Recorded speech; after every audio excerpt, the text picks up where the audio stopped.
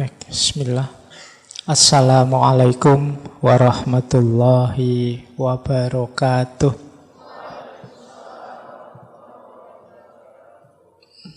Bismillahirrahmanirrahim. Alhamdulillahi rabbil alamin. Assalatu wassalamu ala asyrafil anbiya'i wal mursalin Sayyidina wa maulana Muhammadin wa ala alihi wa ashabihi wa man tabi'ahum bi ihsanin ila yaumiddin. Amma ba'du. Bismillah teman-teman. Malam hari ini kita bisa melanjutkan lagi ngaji filsafat kita. Malam hari ini kita ada di tema persahabatan sesi terakhir untuk bulan ini. Kita ketemu beliau Maulana Jalaluddin Rumi. Tentu saja teman-teman pastinya sudah pernah kenal, pernah mendengar, mungkin juga pernah mendalami, memahami, sedikit-sedikit membaca tentang beliau. Dulu kita di ngaji filsafat yang sesi, saya lupa itu sesi awal-awal dulu juga sudah pernah kita bahas secara agak dalam, khususnya dalam tema cinta kalau saya tidak salah. Nah, malam hari ini kita ambil tema yang sedikit berbeda, meskipun mungkin sebenarnya ranahnya juga masih sama. Tapi kalau malam hari ini seperti di Aristoteles kemarin, cintanya adalah cinta sesama, cinta persahabatan atau philia dalam bahasanya Yunani. Jadi sebenarnya ini ya tema cinta, tapi bukan cinta yang konotasinya lawan jenis, laki-laki perempuan, pacaran, dan yang sejenis itu. Juga mungkin tidak spesifik cinta ilahiyah, meskipun sebenarnya ini juga bagian dari cinta ilahiyah. Nah, tema kita malam hari ini cinta, sebutlah mudahnya cinta sesama. Bagaimana kita mencintai manusia yang lain, berteman, bersahabat dengan sesama. Banyak orang bilang para sufi itu adalah orang-orang yang antisosial. Hidupnya menjauh dari keramaian, uzlah, dan lain sebagainya. Ya, mungkin untuk mudahnya dipahami, kalau ada para salik, para sufi yang menjauh dari keramaian, biasanya itu dalam rangka tazkiyatun nafas, membersihkan diri di fase takholli, atau mungkin dalam rangka menjaga diri agar tidak terkotoli atau terlibat dalam hal-hal yang tidak penting. Mereka fokus dalam perjalanannya menuju Allah. Nah, biasanya orang di fase takholli, tazkiyah, pembersihan diri ini nanti kalau sudah tuntas pembersihan dirinya, sudah siap mentalnya, sudah bersih, kemudian kembali lagi ke tengah masyarakat. Makanya sufi itu ya banyak yang aktivis, banyak yang pejuang, banyak yang jadi penuntun di tengah masyarakatnya. Nah, ya termasuk beliau, Jalaluddin Rumi. Kalau beliau tidak sayang kita, mungkin ya tidak akan ada puisi-puisi, kitab-kitab, naskah-naskah yang ditulis, yang penting untuk kita rujuk, seperti malam hari ini. Baik, bismillah. Ini waktunya agak telat, kita mulai langsung saja. Saya tidak usah cerita biografi dan riwayat hidupnya ya. Teman-teman insya Allah sudah paham lah ya. Kalau belum paham ya baca sendiri saja. Buku-buku banyak. Penulis-penulis yang membahas ini juga banyak. Malam hari ini kita langsung terjun saja ke tema kita. Mungkin ada yang ingin mendalami malam hari ini, mungkin saya mengambil beberapa dari kitab Fihi Ma Fihi, Diwanu Syamsut Tabriz. Dan yang ketiga, saya tidak tahu sudah ada terjemahnya atau belum, yang isinya adalah 40 nasihat dari Syekh Syamsuddin At-Tabrizi, gurunya Maulana Rumi pada beliau. Jadi ini Qawaid al-Ishq al-Arba'un judulnya, kaidah-kaidah cinta yang jumlahnya 40. Nah, cuma ya ndak saya ambil semua, waktunya ndak nututi kalau kita baca semua. Malam hari ini saya ambil beberapa saja. Jadi ini kayak pemanasan saja, biar nanti kalau teman-teman yang tertarik cari kitab itu. Karena salah satu contoh persahabatan, persaudaraan dalam dunia tasawuf yang sangat masyhur adalah persahabatan beliau Maulana Jalaluddin Rumi ini dengan Syekh Syamsuddin At-Tabrizi, atau sering dikenal Syekh Syamsut Tabriz. Di beberapa referensi naskah Islam Jawa itu ada juga nama Syekh Syamsu Tabarid. Dan banyak nama-nama yang dikonotasikan atau ditafsirkan sebagai beliau ini. Karena beliau Syekh Syamsut Tabriz ini sufi pengembara. Jadi di antara keistimewaannya, biografi beliau itu bisa ada di mana-mana. Bahkan ada fase yang orang bilang beliau ada di daerah sini, tapi juga ada cerita beliau ada di daerah yang lain. Termasuk ada cerita beliau juga pernah sampai mengajar Sunan Kalijogo. Dan banyak lagi cerita-cerita yang mungkin sulit dipahami secara rasional dengan akal kita.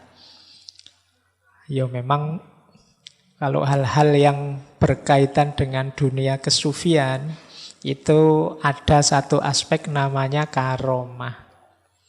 Saya sering membaca di medsos di mana-mana itu orang nyinyir pada para sufi, mungkin juga para wali, dianggapnya wah ini tidak masuk akal ini, wah ini khorikul adah ini. Ya, namanya karomah itu ya memang tidak masuk akal. Khorikul adah. Kalau tidak khorikul adah ya biasa saja, berarti peristiwa sehari-hari.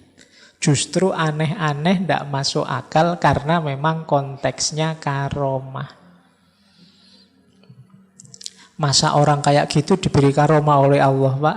Loh ya siapa yang tahu? Kalau bahasanya hadisnya Rasulullah kemarin kan at-taqwa hahuna. Kalau ada orang bilang masa orang kayak begitu diberi karomah oleh Allah, sebenarnya ada konotasi kesombongan di kalimat ini. Seolah-olah harusnya aku dong yang lebih alim misalnya. Harusnya yang aku senengi dong yang lebih, rasanya kok lebih banyak ilmu agamanya dan lain sebagainya. Cuma memang logiknya tidak begitu. Cara berpikirnya ya mereka yang dekat dengan Allah dan para kekasihnya ini ya yang tahu pasti Allah. Baik, ini memang dunia tasawuf punya alur berpikir yang berbeda. Oke, teman-teman, kita mulai ya. Biar langsung ngaji saja. Sudah jam 8:30. Nah, saya awali dari quotes ini. Selama kita tidak belajar mencintai makhluk Allah, kita tidak akan bisa mencintai kebenaran dan kita tidak akan mengenal Allah. Wow, ini kalau mengikuti syair-syairnya Maulana Rumi ini, satu kalimat ini saja itu bisa dijelaskan sampai nanti jam 10. Ya, di satu kalimat ini ada tema cinta kepada makhluknya Allah, ada tema cinta pada kebenaran, dan ada tema mengenal Allah. Itu sudah jadi satu buku, satu quotes ini saja. Jadi kalau kita tidak belajar mencintai manusia, tentu saja kita tidak mungkin cinta pada kebenaran. Karena agennya kebenaran itu manusia. Jadi yang oleh Allah dititipi dengan makhluk yang namanya kebenaran itu manusia. Di luar manusia tidak sibuk mencerna, mendekati, apalagi mencintai kebenaran karena sudah paket jadi. Binatang, tumbuhan itu kan paket jadi. Beda dengan kita manusia yang berproses, diberi alat, bisa dekat dengan kebenaran, bisa jauh dengan kebenaran. Itu manusia. Nah, maka kita tidak mungkin bisa mencintai kebenaran kalau kita tidak belajar mencintai makhluknya Allah. Dan kalau kita tidak mencintai kebenaran, tidak mungkin kita bisa kenal dengan Allah. Jadi kalau ada orang hidupnya kok isinya kebencian-kebencian saja, berarti dia jauh dari kebenaran. Kalau jauh dari kebenaran berarti sulit dari mengenal Allah. Nah ini kalimatnya Maulana Rumi. Berarti apa? Ya mari hidup ini dikembangkan dengan jalan mencintai makhluknya Allah apa saja. Jangankan yang manusia, yang bukan manusia pun yo hendaknya kita cintai dalam konteks mereka juga makhluknya Allah. Kalau kita kan sering dalam hidup ini kadang-kadang ambisi dan kebencian kita lebih besar daripada cinta kita. Pak, kalau ada kejahatan, kalau ada keburukan, kalau ada apalah kemaksiatan dan lain sebagainya, apa harus kita cintai, Pak? Iya. Tapi yang dicintai bukan kok, Pak, saya cinta kejahatannya.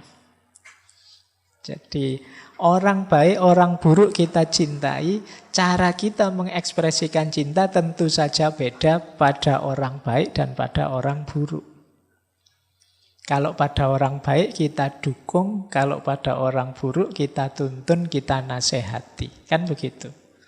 Kita karena peduli pada orang yang kita cintai, kalau dia melakukan keburukan, ya kita dekati, kita nasihati.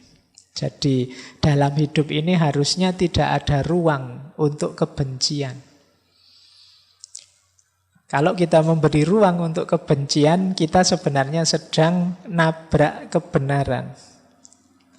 Karena betapapun yang terjadi, yang kelihatan, yang ada, itu kan sebenarnya kalau memang benar terjadi berarti ketetapannya Allah.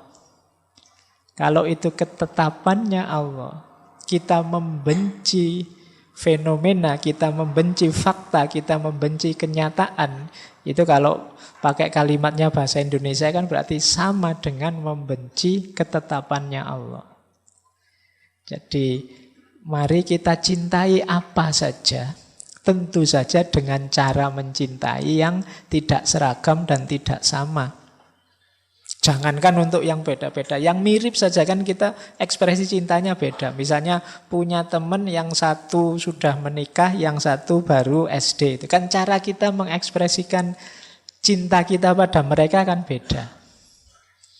Kalau yang masih SD mungkin dibelikan mainan, mobil remote, itu senangnya luar biasa. Kalau sudah menikah, kalau dibeliin mobil remote kan mereka rasanya sudah tua, sudah punya istri kok dibeliin mobil remote. Nah kalau untuk anak SD cocok.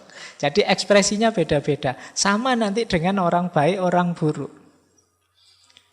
Jadi ini yang dimaksud oleh Maulana Rumi. Berarti siapa saja kita jadikan teman, kita cintai. Bahkan tidak hanya manusia, semua makhluknya. Kalau kemarin kita belajar etika lingkungan itu, keluarga kita kan tidak hanya yang manusia, bahkan tidak hanya makhluk hidup. Makhluk tidak hidup pun yang jenisnya abiotik juga harus kita cintai. Jadi dasarnya persahabatan, pertemanan kita dengan semua makhluknya Allah itu ya kebenaran dan cinta. Yang kebenaran dan cinta itu muaranya nanti adalah pengenalan kita pada Allah. Jadi persahabatan kita nanti hakikatnya adalah jalan kita untuk lebih dekat mengenal Allah. Baik, ini dari kalimat slide pertama ini rasanya sudah dalam. Ini nanti malam hari ini nuansanya agak berbeda dengan uraian tentang persahabatan di 3 atau 4 tema sebelumnya. Kita lanjut. Nah, ada satu syair yang terkenal sekali dari Maulana Rumi yang itu saya pecah-pecah. Bagi saya inilah simbol ekspresi pola gaya seorang yang mencintai. Jadi ada 7 nasihat yang terkenal dari Maulana Rumi yang ini pakai simbol-simbol alam semesta. Ya karena beliau mengembangkan paradigma cinta, berarti sebenarnya ini profilnya orang yang mencintai. Yang pertama apa? Orang yang mencintai itu dermawan dan suka menolong. Kata Maulana Rumi, dalam kedermawanan dan menolong, jadilah seperti sungai. Sungai itu kan banyak memberi apa saja pada masyarakat di sekitarnya. Sungai sering jadi pusat sumbernya hidup. Kalau teman-teman belajar peradaban-peradaban manusia awal, itu biasanya dimulai dari pinggir-pinggir sungai.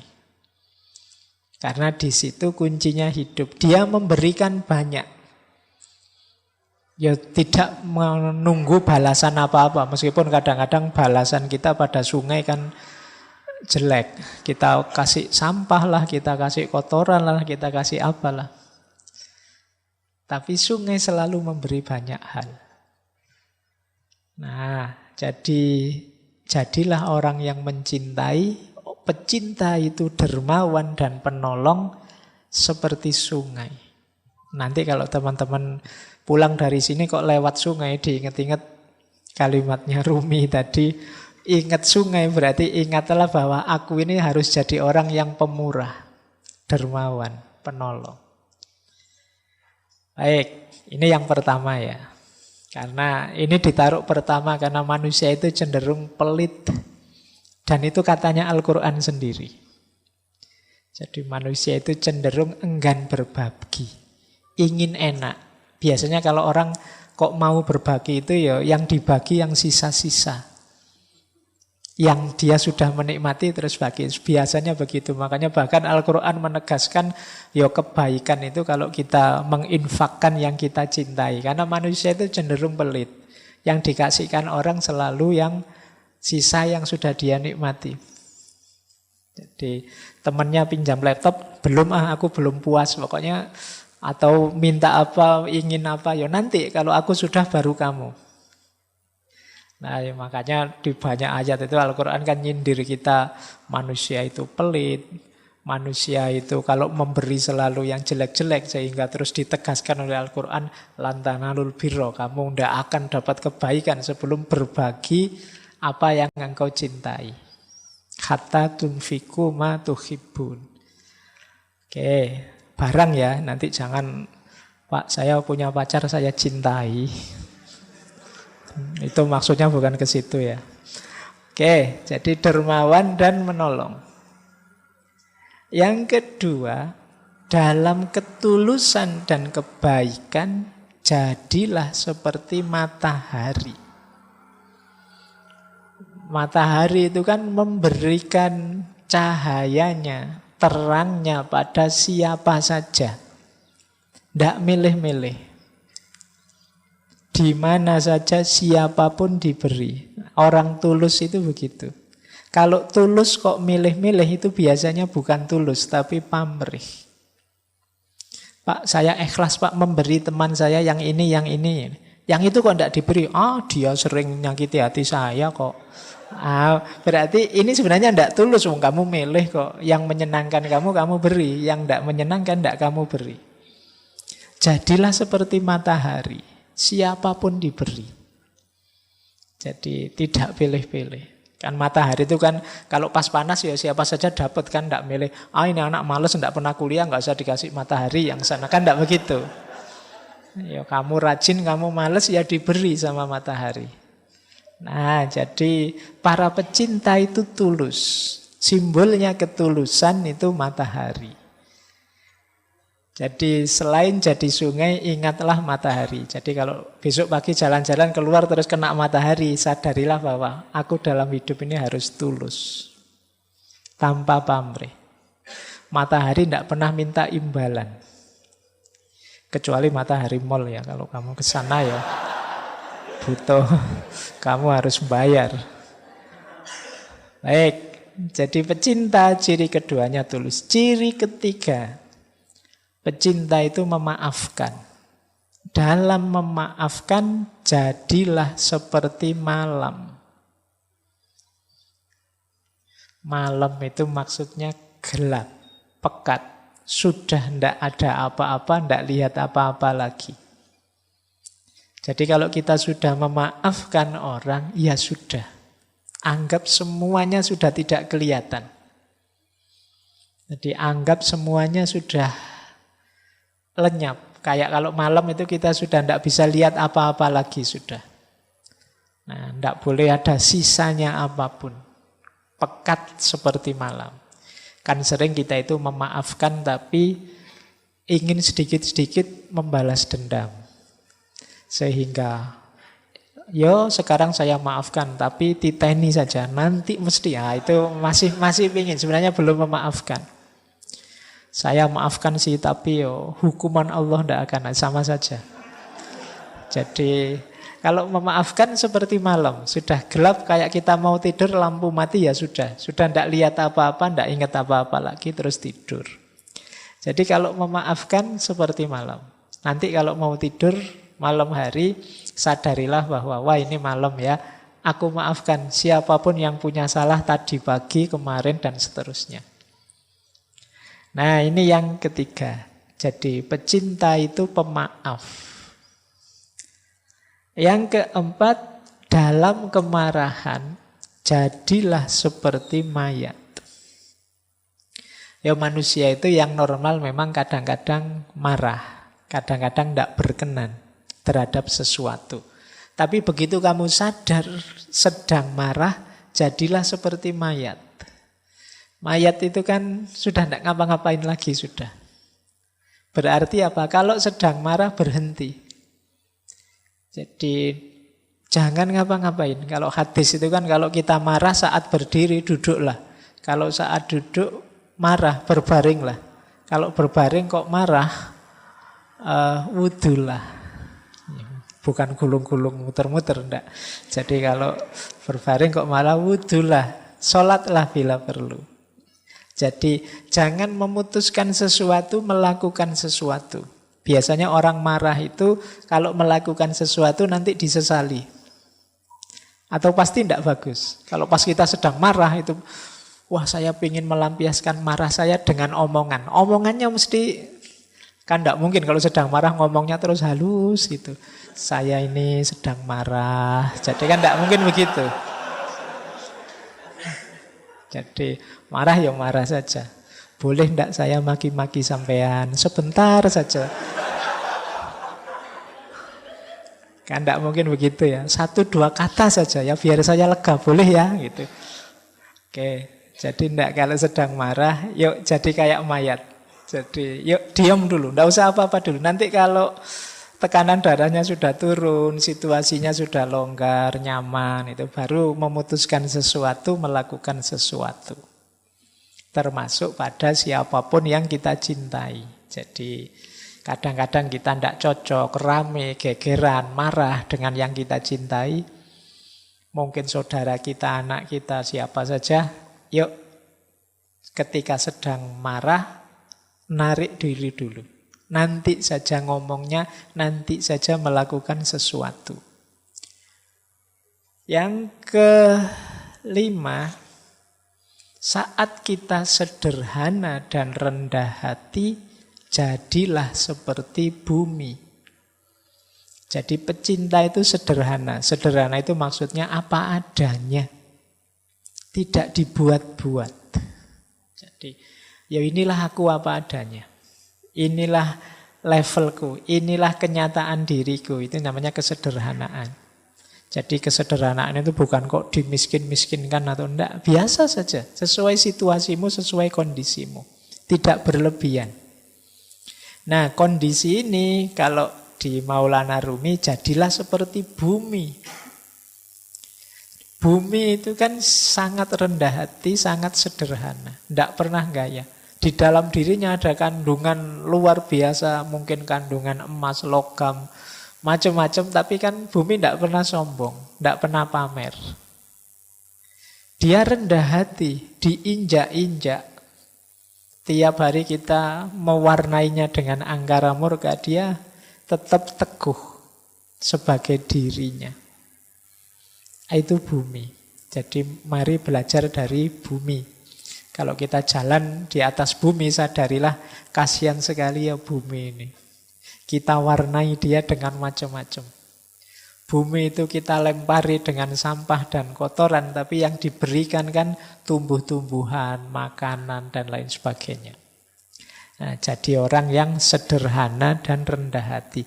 Bumi tidak pernah komplain, tidak pernah demo, tidak pernah mengeluh terhadap segala kelakuan kita. Dia selalu memberikan yang terbaik yang bisa dia berikan untuk kita. Selanjutnya, toleran. Para pecinta itu toleran. Simbolnya apa? Laut. Laut itu kan dia menampung apa saja. Karena dia luas, maka apa saja bisa masuk. Baik itu yang indah-indah, yang kotor-kotor, semuanya masuk, ditampung oleh laut. Sungai itu kan membawa apa saja, ya terakhirnya di laut. Aliran apa saja, ya finalnya di laut. Jadilah toleran. Toleran itu terbuka menerima apa saja sebagaimana laut. Jadi laut itu kan simbol kelonggaran, kelegaan, keluasan. Kalau teman-teman sedang jenuh, suntuk, itu kan biasanya terus jalan-jalan ke laut kan rasanya lapang, longgar. Ketika kita melihat laut. Nah, jadi ini simbol toleransi. Berarti kalau nanti ada konflik marah-marah, wah ini berarti sedang sempit, kurang piknik, ayo jalan-jalan ke laut. Biar longgar hatinya. Biar terasa bahwa kita ini kecil, bahwa kita ini sempit, tidak luas. Ngapain sih gegeran segala? Nah, yang terakhir, kuncinya di yang terakhir ini. Jangan melihat keluar, lihatlah ke dalam diri. Jadilah engkau apa adanya. Jadi para pecinta, sadari dirimu, bermainlah peran sebagai dirimu sendiri apa adanya. Jangan terlalu banyak acting, jangan terlalu banyak gaya, nanti malah menyusahkan. Sadari hakikat dirimu dan perankan peranmu apa adanya. Jadilah engkau apa adanya. Kita itu sering ngundang masalah sendiri karena kita tidak jadi apa adanya. Kalau hari ini mungkin pakai istilah pencitraan. Sudah terlanjur mencitrakan diri misalnya sebagai anak soleh misalnya. Sudah terlanjur bilang, oh saya itu soleh, saya itu. Itu kan terus jadi beban. Akhirnya kamu di depan orang tiap hari harus acting jadi orang soleh. Itu kan berat. Nanti ada apa-apa dikit, subhanallah.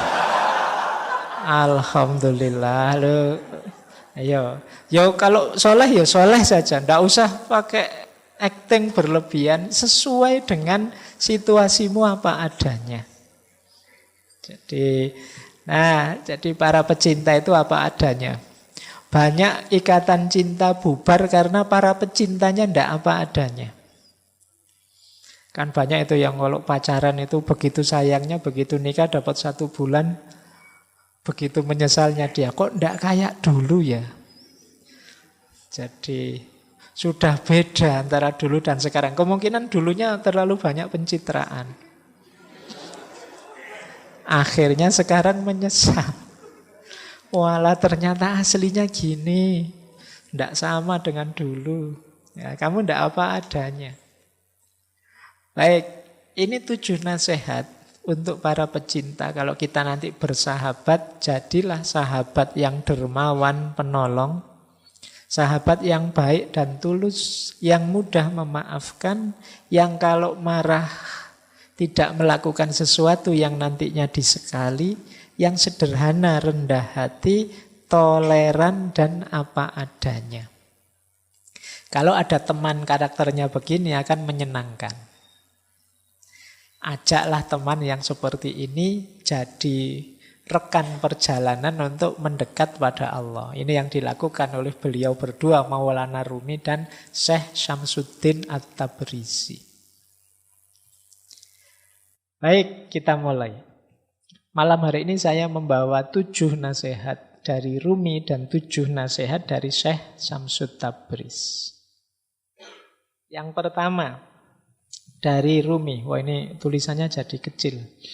Ini ya, kompatibilitasnya laptop ini ya. Baik. Yang pertama, teman-teman saya tidak tahu bisa membaca apa enggak kalau sekecil itu. Karena PowerPoint itu kalau tulisannya terlalu kecil, kehilangan power, kehilangan poin. Iya, cilik-cilik macane susah. Jadi kata Rumi, aku mencintai teman-temanku tidak dengan hati atau pikiranku. Untuk berjaga-jaga. Kenapa? Karena kalau hati... Baik, saya lanjutkan. Kedengaran kah yang belakang? Tidak ya? Oke, harus dipegangi, minta disayang-sayang. Ya, kalau dikasih jarak dia tidak mau. Baik, kata Rumi, aku mencintai teman-temanku tidak dengan hati atau pikiranku. Untuk berjaga-jaga, karena hati bisa berhenti, karena pikiran bisa lupa. Aku mencintai mereka dengan segenap jiwa, karena jiwa tidak pernah mati atau lupa. Jadi sumber cinta kita jangan hanya hati, jangan hanya pikiran. Bukan berarti, Pak, berarti kalau mencintai tidak pakai pikiran, tidak pakai hati. Bukan begitu maksudnya. Jangan hanya itu berarti jangan berhenti di situ. Karena kalau pakai hati saja bisa berhenti. Bisa berhenti itu bukan maksudnya kena penyakit jantung karena hatinya berhenti. Berhenti itu hati itu bolak-balik. Hati itu kadang-kadang sekarang senengnya luar biasa, besok bencinya luar biasa. Kalau pakai hati masih bisa ya dan tidak ketika kita mencintai. Apalagi pakai pikiran. Pikiran bisa lupa. Kalau pas berdua, wah aku sayang sekali padamu. Nanti keluar ada yang lebih cakep, lupa dengan kalimat yang tadi. Pikiran bisa lupa. Jadi ya lupa itu kita kan mudah terlena, akal itu mudah terdistraksi. Maka cintailah dengan jiwa. Jadi mencintai dengan jiwa itu mudahnya kita melihat hakikat terdalam dari seseorang. Manusia itu siapapun dia, di level terdalamnya, di situ ada ruhnya Allah. Wa nafakha fihi min ruhi. Yang di situ ada citranya Allah. Jadi pertemuannya tidak hanya pertemuan dua akal, tidak hanya pertemuan dua hati, tapi juga pertemuan dua jiwa. Makanya dalam bahasa Inggris istilahnya soulmate. Belahan jiwa, tidak sekedar belahan hati. Apalagi belahan pikiran. Tidak. Jadi jiwaku yang kalau dasarnya jiwa mesti bersatu terus, mesti nyambung terus. Karena di level jiwa kita satu. Di level pikiran kita bisa beda-beda, wong pikiran itu macam-macam. Hati juga bisa beda-beda, passion, selera bisa beda-beda. Apalagi level fisik. Tapi begitu kita masuk di level jiwa, itu kita pasti hakikatnya satu. Di level ruh itu kita satu jenis, sama semua. Meskipun banyak orang yang mengabaikan sisi dalam rohaninya, sehingga kelakuannya hanya didasarkan pada yang fisik-fisik. Maka mari mencintai apapun dan siapapun tadi di level terdalamnya.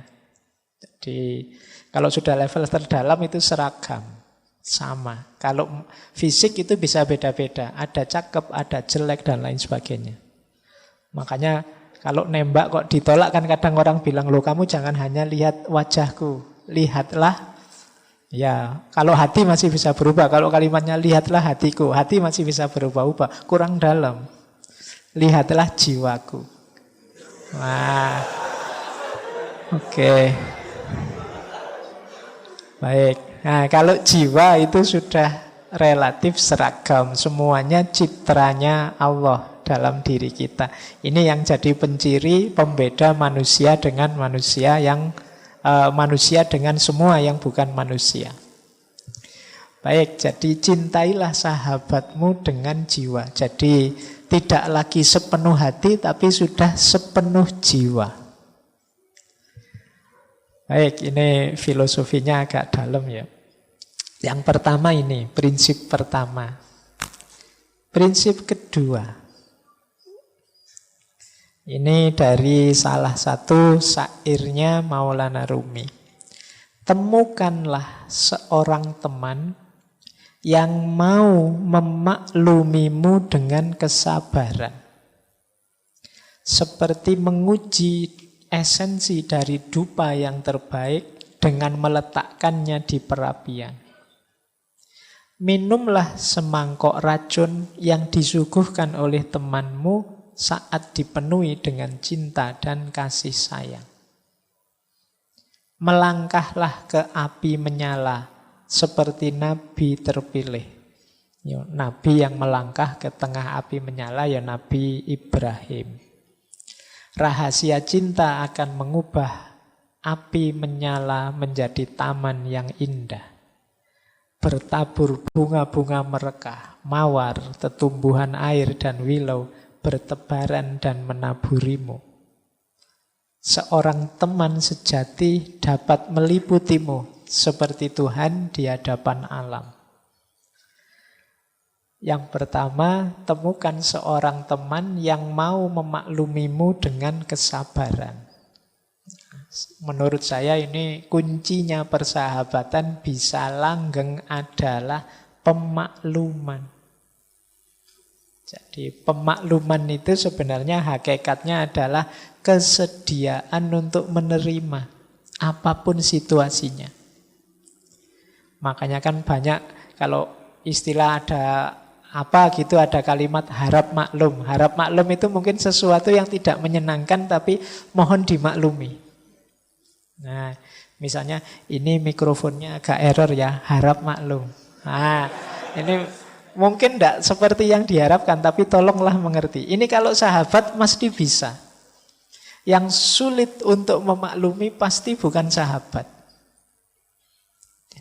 Ya sebenarnya aku harus bayar utang sekarang, tapi kok ya belum ada ya, harap maklum. Nah, ini ya nek terus-terusan yang jengkeli. Jadi, nah ini kunci persahabatan. Jadi memaklumi dengan kesabaran. Bisa menerima apa adanya kita apapun situasinya. Yang kedua, sahabat itu tangguh. Tidak mudah luntur, tidak mudah bubar karena ujian, goncangan, cobaan. Seperti dupa yang dilempar di perapian. Jadi untuk menguji dupa itu kan dibakar. Baik tidaknya dupa itu kelihatan saat dibakar. Persahabatan juga begitu. Tangguh tidaknya kelihatan saat ada masalah, saat ada ujian. Jadi ciri kedua itu, orang yang bersahabat itu biasanya ya tidak masalah. Meskipun seperti apapun engkau memberiku masalah, aku terima. Berarti ini sahabat yang sejati. Bahkan minumlah semangkuk racun yang disuguhkan oleh temanmu, meskipun itu racun tapi disuguhkan dengan penuh kasih sayang. Kalau itu sahabat memberimu racun, silahkan diminum racun ini. Aku menyuguhkannya dengan penuh hormat dan kasih sayang. Itu kalau sahabat diminum. Jadi maksudnya itu ya, mungkin teman kita ini membawa masalah saja, membawa problem saja. Aduh, sejak berteman denganmu bangkrut aku misalnya. Sejak dekat denganmu kacau hidupku. Tapi kalau memang sahabat sejati tidak masalah. Wong sudah ikrar, kita deklarasi, susah senang bersama. Meskipun harus minum semangkuk racun, tidak masalah. Jadi Maulana Rumi itu ya sering mengalami hal-hal pahit berdua sama Syekh Syamsul Tabriz. Bahkan Syekh Syamsul Tabriz sampai pernah diusir, sampai pernah menghilang. Karena murid-muridnya tidak suka dengan Syekh Syamsul Tabriz yang sangat dekat dengan Rumi. Iri dia, kok bisa dekat terus dengan guru murid-muridnya Maulana Rumi. Akhirnya Syekh Syamsul Tabriz kabarnya diusir. Bahkan ada yang punya riwayat, akhir hidupnya pun ada yang bilang Syekh Syamsul Tabriz ini dibunuh. Di beberapa versi ada bilang begitu. Jadi ini ujian persahabatan. Sampai Maulana Rumi sampai lahir tarian yang sangat terkenal, Darwis berputar, itu kan saking rindunya berpisah dengan Syekh Syamsul Tabriz. Baik, jadi ini semacam sahabat yang membawa kepahitan. Tapi kalau memang sahabat, ya kepahitan akan semakin mempererat persahabatan.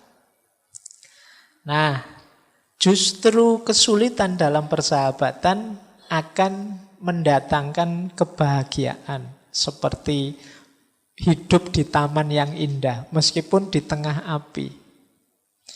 Nabi Ibrahim mantap sekali melangkah ke tengah api karena dia yakin dengan cintanya kepada Allah. Akhirnya api menjadi taman yang indah. Ini kemantapan level Nabi ya. Tidak bisa ditiru. Jangan nekat nanti. Saya cinta sekali Pak, saya siap. Tidak, jangan nekat ya. Termasuk yang akan datang ini sebentar lagi kan kurban. Oh, itu ketulusan level Nabi. Jangan dicoba, Pak, tadi malam saya mimpi nyembelih teman saya. Tidak bisa begitu, itu levelnya beda. Kan di Quran ada, Pak. Iya, yang memahaminya tidak begitu. Makanya membaca Al-Quran itu ya harus ngerti ilmunya. Jangan dipotong dalilnya, Pak. Saya mengalami seperti Nabi Ibrahim, Pak. Mimpi menyembelih, lah sojo. Kamu salah memahaminya. Cara menarik maknanya tidak begitu. Baik, nah persahabatan ilustrasinya seperti Nabi Ibrahim yang melangkah ke dalam api. Dan buahnya, kata Rumi, pasti taman yang indah. Meskipun dari luar kelihatannya api. Berkorban untuk sahabat itu kan lega, membahagiakan. Alhamdulillah aku bisa menolong sahabatku. Alhamdulillah aku bisa meringankan bebannya. Nah, itu seperti mawar dan tetumbuhan serta bebungaan yang menaburi kita. Yang terakhir, seorang sahabat, teman sejati itu mewarnai hidup kita sebagaimana Allah mewarnai alam semesta ini. Sebagaimana Tuhan di hadapan alam. Jadi kalau kita punya sahabat itu sedikit banyak kita akan diwarnai oleh sahabat kita. Gaya kita ngomong, gaya kita berekspresi, mungkin diksi-diksi pilihan hidup itu pasti banyak diwarnai oleh teman dan sahabat ini. Baik, jadi dari 4 bait dari syair ini ada beberapa makna persahabatan. Yang pertama pemakluman, yang kedua ketangguhan, Yang ketiga, kesediaan untuk berkorban. Dan yang terakhir, persahabatan itu saling mewarnai. Nah, ini nasihat Maulana Jalaluddin Rumi yang berhubungan dengan persahabatan. Yang ketiga, ini tadi saya bilang ya, ini saya potong-potong dari Fihi Mafihi, Diwanus Syamsut Tabriz, Masnawi, yang menurut saya ada hubungannya dengan persahabatan. Nah, ini kalimat ini bagus. Tidak ada kerahiban dalam Islam yang ada kebersamaan dan kasih sayang. Nabi Shallallahu Alaihi Wasallam selalu bertindak atas dasar kepentingan bersama. Karena pertemuan para ruh memiliki pengaruh yang besar dan penting. Sedangkan kesendirian dan mementingkan diri sendiri tidak ada manfaatnya. Jadi kalimat pertama, kata pertama tidak ada kerahiban dalam Islam itu sebenarnya ingin menegaskan bahwa dalam Islam semua orang itu dipandang setara. Setiap manusia dianggap bernilai. Jadi tidak boleh level. Manusia itu tidak boleh ada yang diposisikan level. Ini manusia posisi tinggi, ini manusia posisi rendah. Karena satu-satunya di atas makhluk itu Khalik.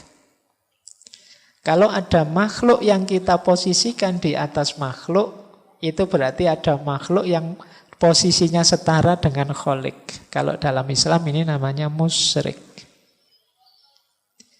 Maka iya, para ulama penting, guru-guru kita penting, tapi dia tidak di atas kita. Hanya memang fungsi dan peran serta jasa mereka besar. Jadi itu yang dimaksud tidak ada kerahiban. Tidak ada yang posisinya hierarkis, yang ada semua setara. Maka dalam kesetaraan itu relasi paling ideal adalah kebersamaan dan kasih sayang. Makanya Nabi itu orang-orang dekatnya tidak disebut muridnya atau anak buahnya, tidak, tapi sebutannya sahabat. Jadi ini untuk menegaskan kesetaraan. Kalau sahabat setara, kalau setara roh dan roh bisa bertemu. Jangan merasa enak kalian lebih tinggi dari yang lain. Misalnya merasa, Pak saya lebih penting kok Pak, Pak saya lebih hebat kok Pak. Itu berarti kalian memposisikan diri lebih tinggi dari yang lain. Kalau kalian posisikan diri lebih tinggi seperti itu, kalian akan sendiri dan kesepian. Ruhmu tidak punya teman. Jiwamu tidak punya pasangan. Jadi relasi ideal itu relasi kebersamaan dan kasih sayang. Kalau ada kepentingan, ya kepentingan bersama, bukan kepentingan sendiri yang egois. Jadi dasarnya pertemanan itu ya pertemuan antara dua jiwa. Dua jiwa mungkin bertemu kalau itu sejajar, setara. Kalau kita dekat gini kan bisa langsung ketemu kan gitu. Tapi kalau ke atas berat. Sulit kita ketemu kalau ranking. Kalau teman-teman misalnya menganggap saya, Pak Faiz lebih tinggi dari saya, itu kan mendekat saja mungkin agak gimana, wah, karena tidak setara. Tapi kalau kita setara, lebih mudah bergaul, lebih mudah berkomunikasi. Makanya coba teman-teman membaca sirah itu, riwayatnya Rasulullah itu, dengan para sahabat kan sangat akrab, dekat. Karena positioningnya setara. Banyak momen, banyak peristiwa, baik yang serius maupun yang menggambarkan keakraban, suasana kemanusiaan banyak. Kenapa? Positioningnya setara. Baik, jadi ini rahasia persahabatan. Jadi yang ada adalah kebersamaan, kasih sayang, dan kesetaraan. Kok di antara sahabat merasa level? Yo, dia sahabat saya sih Pak, tapi saya lebih tinggi Pak. Dia selalu nyontek, saya yang diconteki terus misalnya. Kalau ada level begitu, dua jiwa tidak akan bertemu. Saya yang neraktir terus, Pak. Dia yang minta ditraktir. Berarti saya lebih tinggi. Dia sebenarnya anak buah saya hitungannya misalnya. Ini tidak mungkin persahabatan. Tidak mungkin dua jiwa bisa bertemu. Maka kuncinya persahabatan, pertemuan dua jiwa. Baik, ini petunjuk yang ketiga. Posisikan diri kita setara di hadapan sahabat-sahabat kita. Jangan merasa lebih tinggi, jangan merasa lebih jago, jangan merasa lebih benar, dan lain sebagainya. Baik, saya lanjut.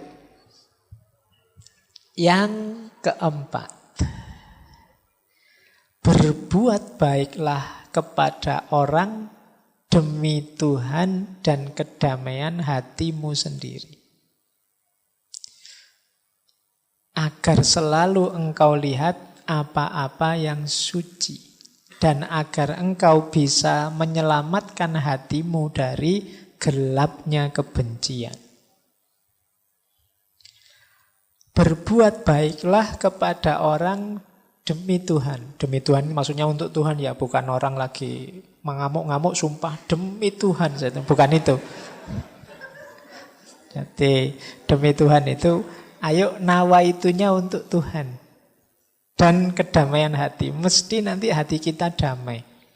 Kalau dalam Islam ada konsep fillah dan lillah.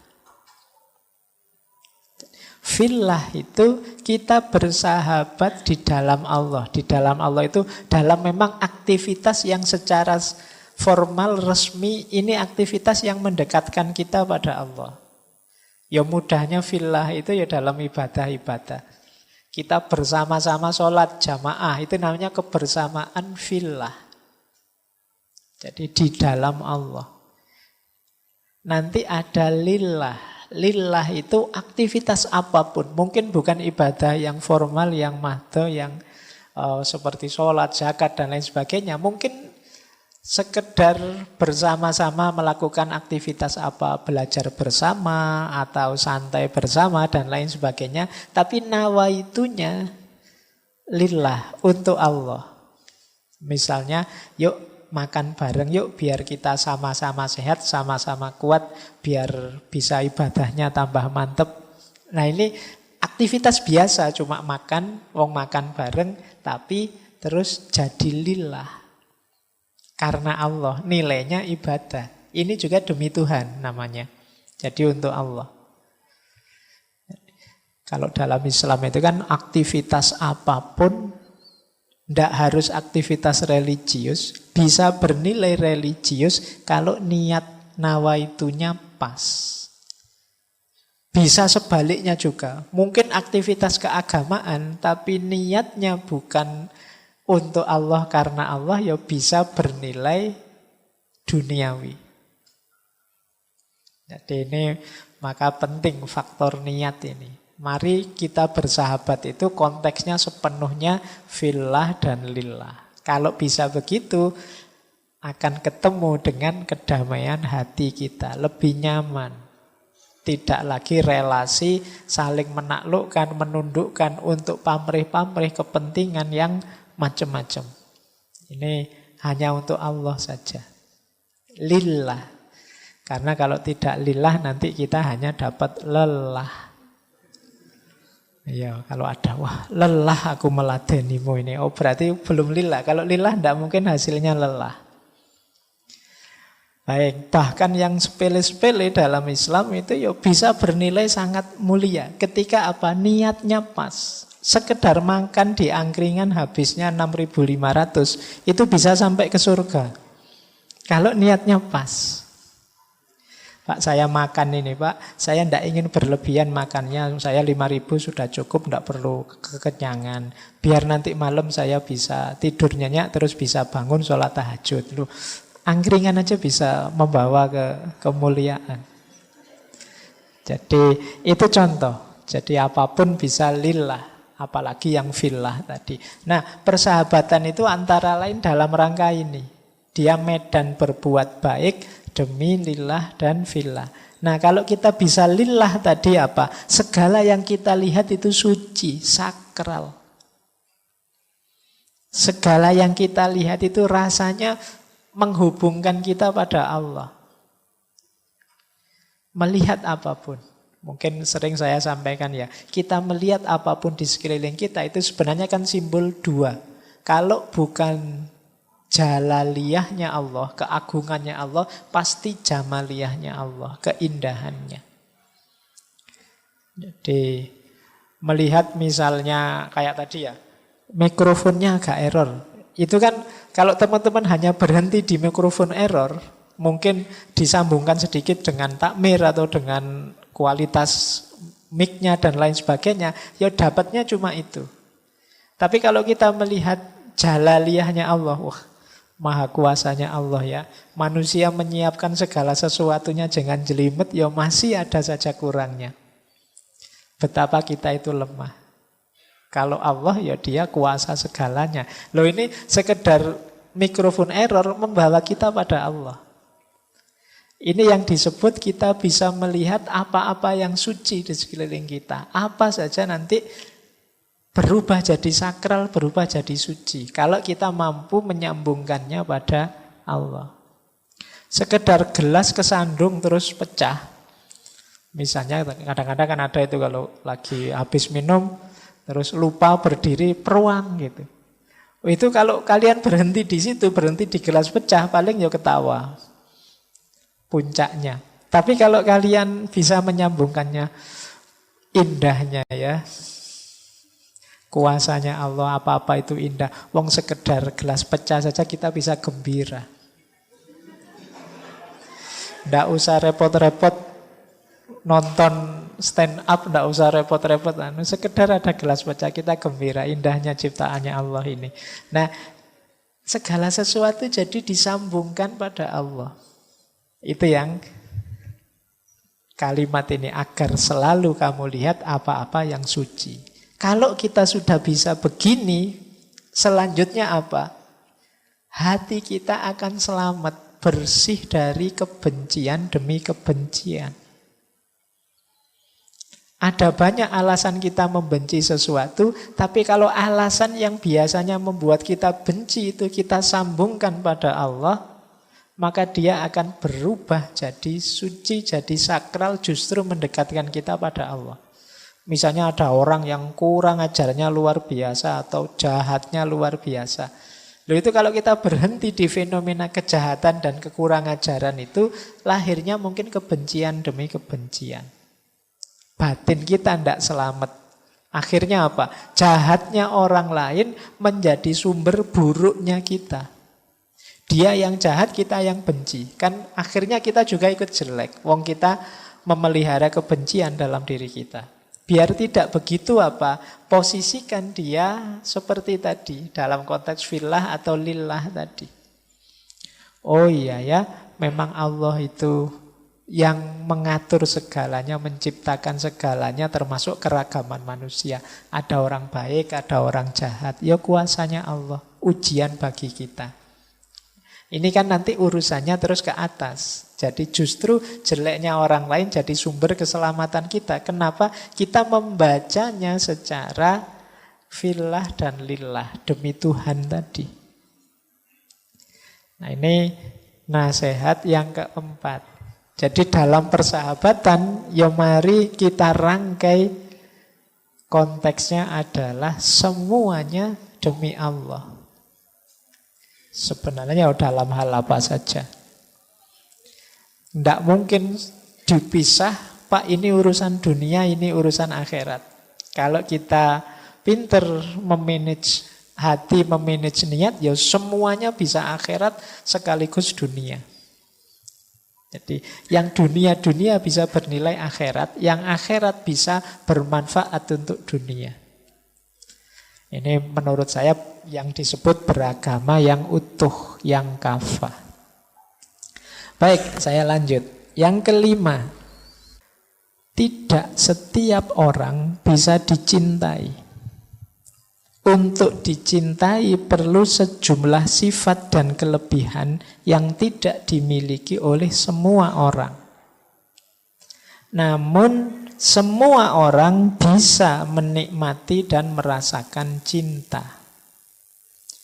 Apabila engkau tidak menjadi orang yang dicintai, maka hendaklah engkau menjadi orang yang mencintai. Jika engkau tidak bisa menjadi Yusuf, maka apa yang menghalangimu untuk menjadi Yakub, ayahnya Nabi Yusuf? Apa yang menghalangimu untuk menjadi pecinta yang tulus dan yang selalu merindu?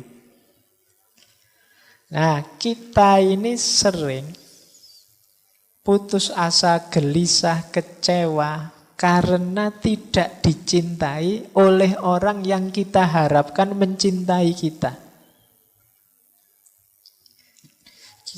Mungkin kita punya sahabat yang bayangan kita, sahabat kita itu harusnya mencintai kita, dekat dengan kita. Ternyata tidak begitu. Dia tidak terlalu serius, tidak terlalu peduli dengan kita. Kan terus kita kecewa.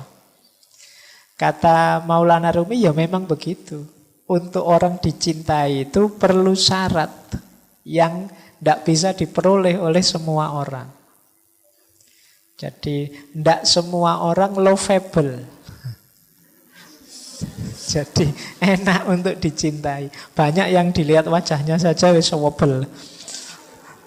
Sudah membosankan. Ini kan banyak yang begitu. Nggak, maka kalian jangan fokus pada kenapa kok saya tidak bisa dicintai. Kalau engkau tidak bisa jadi orang yang dicintai, justru fokuslah pada bagaimana aku jadi orang yang mencintai. Tidak apa-apalah dia tidak mencintaiku, tapi aku mencintainya. Oke, yo, ini kan bisa jadi dalil kan? Kalau teman-teman pas butuh. Jadi, kenapa? Karena dicintai orang itu di luar kuasa kita. Tapi mencintai orang lain itu dalam kontrol kita. Kita tidak akan dihukum, tidak akan dianggap salah, tidak akan dianggap keliru tentang hal-hal yang di luar kuasa kita. Tapi kita akan dimintai pertanggungjawaban dalam hal yang bisa kita kuasai. Mencintai itu kan dalam kuasa kita, tapi kalau dicintai tidak. Kita nembak kok ditolak misalnya, itu kan tidak akan dianggap salah oleh orang. Tapi kalau kita tidak punya hati, harusnya kita mencintai saudara kita, kita tidak mencintai, itu kita yang kena beban salah. Maka fokuslah pada bagaimana mencintai. Kata Maulana Rumi, kalau tidak bisa menjadi Yusuf, ya paling tidak jadilah Yakub. Ya kalau Nabi Yusuf jelas beliau ganteng, luar biasa, semua orang seneng. Jadi maka kita akan minder, wah apa ya bisa saya kayak Nabi Yusuf? Ya pasti tidak. Jadi, nah paling tidak jadi Nabi Yakub. Nabi Yakub itu jiwanya penuh cinta. Beliau tahu kok cerita yang terjadi terhadap Yusuf, makarnya saudara-saudaranya dan lain sebagainya. Tapi beliau jiwanya sudah penuh cinta. Siapa saja dicintai oleh Nabi Yakub. Meskipun mungkin tidak dapat balasan sebagaimana yang diharapkan. Nah, kalau tidak bisa jadi Nabi Yusuf, ya kita jadi Nabi Yakub. Bahkan saking sedihnya karena kangen Nabi Yakub kan sampai kabarnya tidak bisa melihat Nabi Yakub ini. Nah, ini profil. Jadi dibandingkan kita sibuk mencari orang yang mencintai kita, mending kita sibuk bagaimana cara kita mencintai orang lain. Dalam konteks persahabatan, ya, mari kita sibuk apa yang bisa aku berikan pada sahabat kita, bukan menunggu apa yang akan diberikan sahabatku padaku.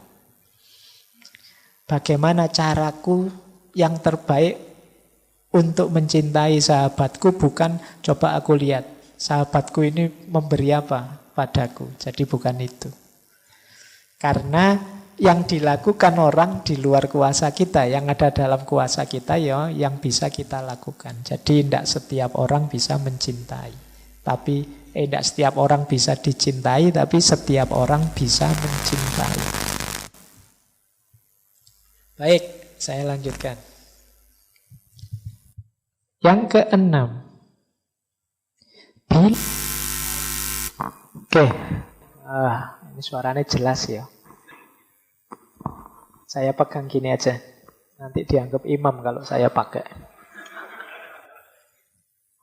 Oke, kita lanjutkan. Tidak apa-apa, nanti kita lebihkan sedikit sesuai dengan materi yang dibawa.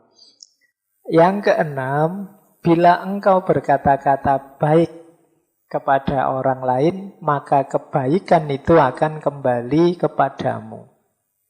Pujian dan terima kasihmu pada dia pada hakikatnya adalah untukmu sendiri. Bagaikan orang yang menanam pohon mawar dan melati di sekitar rumahnya. Manakala dia memandangnya, dia seperti berada dalam surga. Nah, ini untuk kita ingat-ingat. Jadi apapun yang kita lakukan untuk sahabat kita yang bentuknya kebaikan, jangan dikira itu persembahan untuk dia saja. Jangan dikira itu pengorbananmu yang manfaatnya hanya untuk dia saja. Kalau kita melakukan kebaikan, itu sebenarnya untuk kita. Jadi tidak untuk dia. Kalau kita berterima kasih pada orang misalnya, ini kan berterima kasih ini juga jenis kebaikan. Itu juga sebenarnya bukan kita menuju dia, tapi sebenarnya kita menuju kita sendiri. Maksudnya apa? Ya kalau kita berterima kasih misalnya, sebenarnya itu adalah bukti yang menunjukkan bahwa kita punya jiwa yang bersyukur. Kita punya jiwa yang berterima kasih. Kalau kita membantu teman kita misalnya, ini sebenarnya menegaskan alhamdulillah berarti aku ini masih manusia yang dermawan, masih manusia yang mau berbagi. Jadi sebenarnya semuanya kembali ke kita. Kalau kita jujur pada orang lain, jangan dikira bahwa oh aku jujur, dia yang mendapatkan manfaat dari kejujuranku. Sebenarnya tidak. Kita juga dapat manfaat dari kejujuran itu. Jadi man amila sholihan falinafsi. Jadi barang siapa melakukan kebaikan ya untuk dirinya sendiri. Kebaikan itu. Jadi maka jangan ragu-ragu, jangan bimbang kalau teman-teman ingin melakukan satu kebaikan apapun. Termasuk kebaikan yang berhubungan dengan sahabat pada orang lain. Itu jangan dikira saya memberi berarti saya yang berkorban, dia yang dapat manfaat. Karena manfaat dari kebaikan itu hakikatnya nanti pada kita dan kembali ke kita lagi. Kalau manfaat untuk dia itu di luar kuasa kita sudah. Kadang-kadang kita itu ingin berbuat baik pada orang, tapi kok hasilnya tidak bagus, atau orangnya malah salah paham, atau orangnya malah benci sama kita dan lain sebagainya. Respon dia di luar kuasa kita. Tapi kebaikan yang kita lakukan pasti ada manfaatnya untuk kita. Jadi kalau engkau berkata baik pada orang lain, kebaikan itu akan kembali padamu. Tidak usah diukur, wah enak dia dapat manfaat terus. Dari aku apa enggak?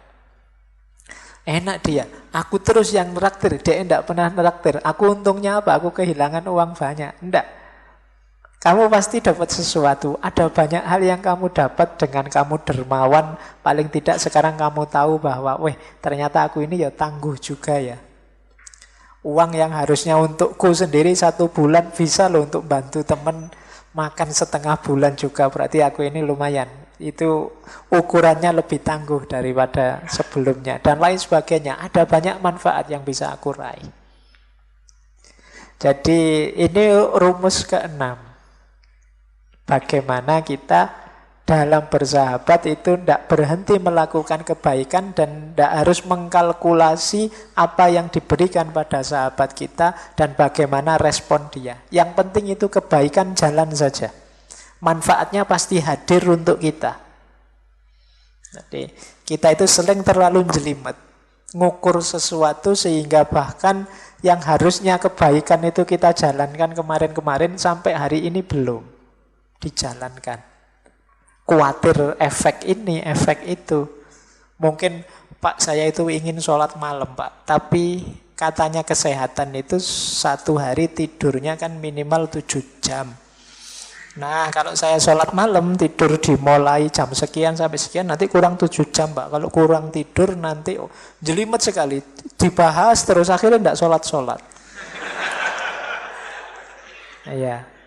Saya mau bantu teman saya, tapi Pak nanti kalau dia jadi manja gimana ya? Kalau dia terus ketergantungan dengan saya, ada apa-apa utang ke saya gimana ya? Nanti suwi akhirnya ya ndak jadi-jadi bantu teman. Temennya nunggu dia mikir kesuwen nyari teman yang lain.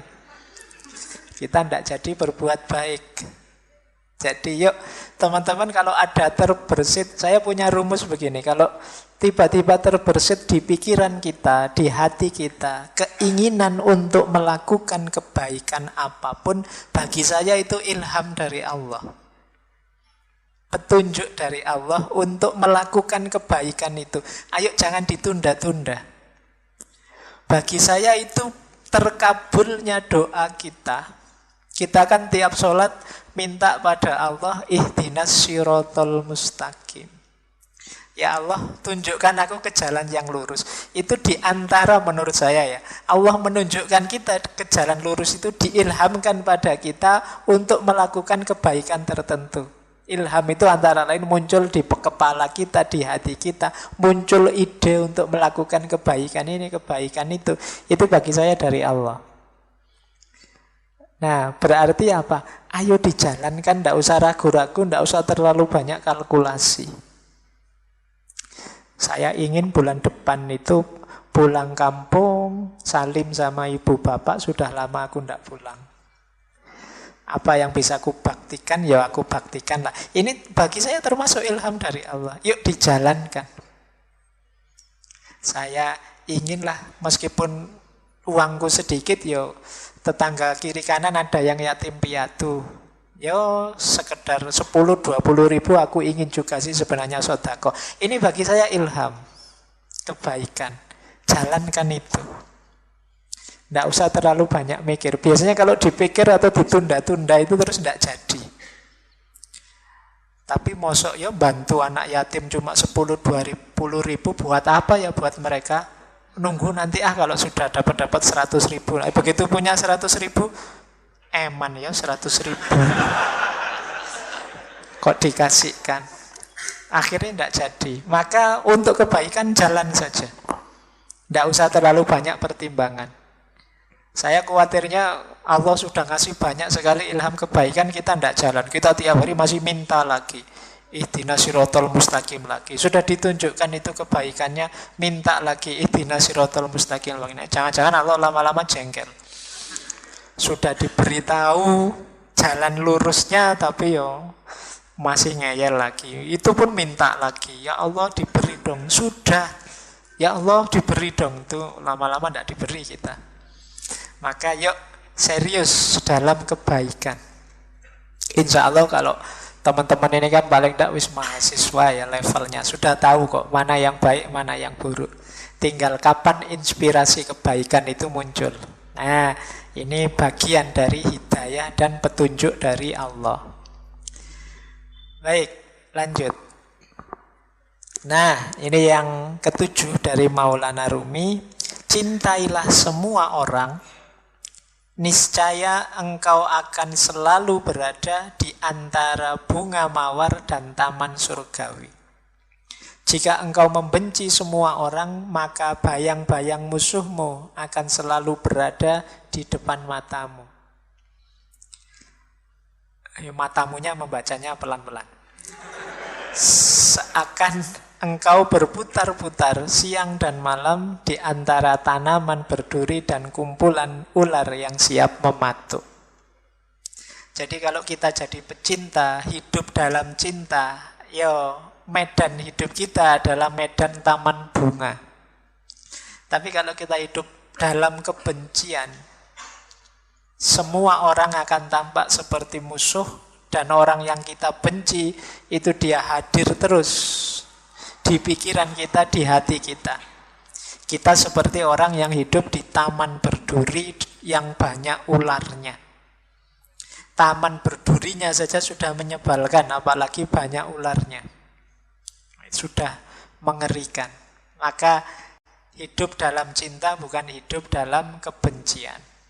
Energi yang dikeluarkan sama, tapi energi yang kita keluarkan untuk mencintai melahirkan kebahagiaan seperti hidup di antara bunga mawar dan taman surgawi, sementara energi kebencian melahirkan kegelisahan seperti hidup di taman berduri dan kumpulan ular.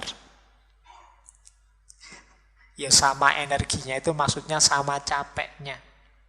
Dari kalkulasi matematikanya itu sama. Orang mencintai kan sibuk membahagiakan yang dicintai. Sementara orang yang membenci sibuk gimana caranya yang dibenci jatuh. Dua-duanya sama-sama sibuk, tapi rasanya beda. Orang yang mencintai sibuknya membahagiakan, menyenangkan. Sementara orang yang membenci sibuknya menyakitkan. Toh begitu kadang kita lebih suka milih kebencian. Nah ini PR kita hari ini. Jadilah jiwa yang mencintai. Baik, kita lanjutkan. Nah, sekarang kita mulai dari sahabat dan guru beliau ya, Syekh Syamsuddin At-Tabrisi. Masih berhubungan dengan persahabatan. Saya bilang tadi ini saya ambil dari kitab Qawaidul Ishq Al-Arbaun. Jadi 40 kaidah cinta. Harusnya 40, tapi ya saya ambil 7 saja. Tadi Maulana Rumi juga 7, Syekh Syamsuddin At-Tabrisi juga 7. Angka 7 kan ada rahasianya sendiri. Baik, yang pertama dari Syekh Syamsuddin At-Tabrisi. Kesepian dan kesendirian adalah dua hal yang berbeda. Saat engkau kesepian, jiwamu mudah terperangkap dalam kesesatan. Sementara engkau mengira dirimu sedang berjalan di jalan yang lurus. Sementara merasa sendiri lebih baik untukmu, karena hal itu bermakna engkau tidak sendiri. Tetapi adalah lebih baik jika engkau menemukan seseorang, karena orang lain adalah cermin bagimu. Ingatlah bahwa engkau tidak bisa melihat dirimu kecuali dalam hati orang lain, dan melihat kehadiran Tuhan dalam dirimu. Jadi yang pertama ini menarik ya, bedanya kesepian dan kesendirian. Kalau kesepian ini kondisi jiwa yang konotasinya agak negatif. Orang bisa di tengah-tengah ngaji yang rame ini, tapi dia kesepian. Itu biasanya hubungannya dengan kondisi jiwa yang dia inginkan tidak ada. Terus dia merasa sepi. Ini orang satu masjid kok yang dibahas cinta-cinta saja. Nggak ngerti bahwa aku sedang patah hati ini misalnya. Loh, itu kan di tengah orang yang kecewa, dia merasa kesepian. Nah, kesepian yang semacam ini, kalau Syekh Syamsuddin Tabrizi ya, jiwa kita mudah terperangkap dalam kesesatan. Karena kita merasa tidak punya teman. Akhirnya kan kita, yang lain jelek semua, tidak ngerti aku, terus kita jalan sendiri. Kita merasa lurus padahal jangan-jangan kita sudah melenceng. Ini untuk para sahabat, kalian harus jeli temanmu ini kesepian atau kesendirian. Kalau kesendirian konotasinya lebih positif. Kesendirian itu yang orang memang sengaja menjauh untuk kepentingan tertentu. Saya ingin sendiri dulu ya. Itu kesendirian. Saya ingin uzlah dulu, ingin membersihkan diri dulu biar tidak banyak terpengaruh. Itu kesendirian. Banyak nasihat-nasihat yang menyuruh kita, yuk ambil waktu untuk sendiri sebentar. Biar tidak terlalu terpengaruh. Nah ini kesendirian. Agak beda dengan kesepian.